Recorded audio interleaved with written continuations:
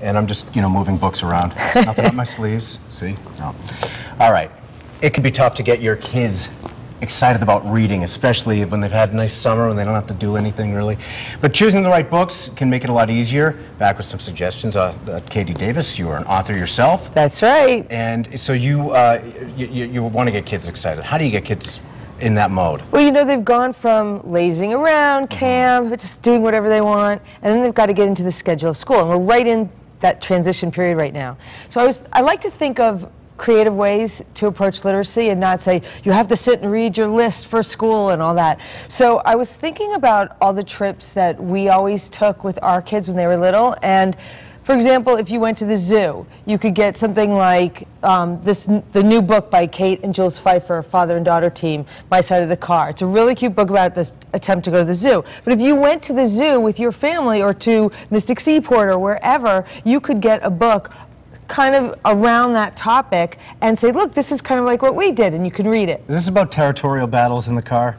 I'm thinking it must be, because I'm one of 5 kids. So. Oh, there you go. We are to turn this car right around, young man. That's my dad. Yeah, my dad too. It's everybody's dad. Maybe we had the same dad. Right. Yeah, right. But this actually is about just, I'm just talking about less the subjects of these books as opposed to using them as a guide to sort of document your summer that you had, and then sort of ease them into the school year. Okay. You know, so they're all great books. So don't get me relate wrm. to it. Yeah, they're great. Yeah, okay. so it's like, look, we did this, and then you show how books can reflect your life. And so the other one, this is such a cute book. This wait, I have to. One about? I don't want to mess up. Yeah, I Know Wee Piggy, because I was going to say Little Piggy. Yeah, I Know Wee Piggy, and it takes off on the. It's about a pig at the county fair, and there's a lot of summer county fairs. Sure. So if you went to a fair or a carnival or even a farmer's market, you could get something like this and talk about, oh, look, we did this summer, and it also is a takeoff on I Know an Old Lady Who Swallowed a Fly. Oh, I remember so that, you could even get a whole stack of books that go all in that, basically in that whole style of I Know a Lady Who Swallowed a Fly. There's tons of books like that. That or take animal-related things. Right, anything like that, right. So and this then is a method to your madness kind of a thing. It is. It's sort of just a creative way to approach literacy, you know, and I just like to, you know, I like to move it up a notch sometimes. All right. So and this one's about punctuation or the I lack love thereof. this book. I think I've taken it on this show before, like a few years ago. It's one of my all-time favorites because it's about how punctuation just says, okay, fine, you don't need us, we're going on vacation. And of course, everybody's come off of summer vacation. Yeah. And so this is a perfect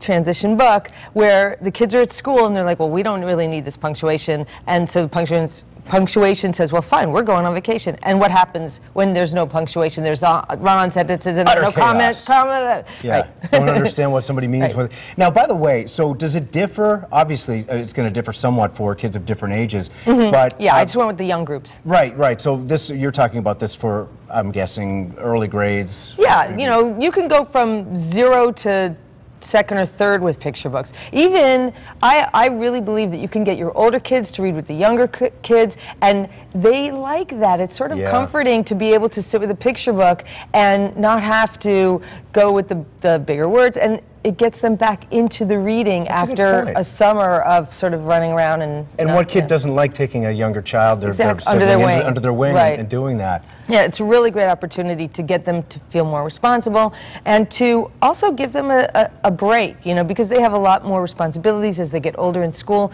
and there is nothing wrong with reading picture books, you know, especially to get them into going into their own transition. Sooner or later, you got to read To Kill a Mockingbird or The Odyssey, and that's a little bit well, To Kill a Mockingbird's fun though. The Odyssey, great I'm not into it. Yeah, not me either. That's a hard one. For more information, you can always, Katie Davis, thank you so much. You can always go to WTNH.